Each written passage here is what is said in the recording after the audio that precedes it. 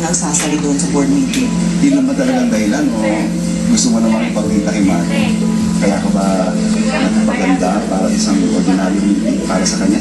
Pwede ba, Miguel? Hindi ito tungkol. Nakakairita na.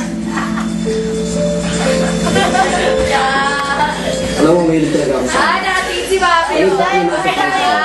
Gusto ko bumili ng madaming price mo para sa akin.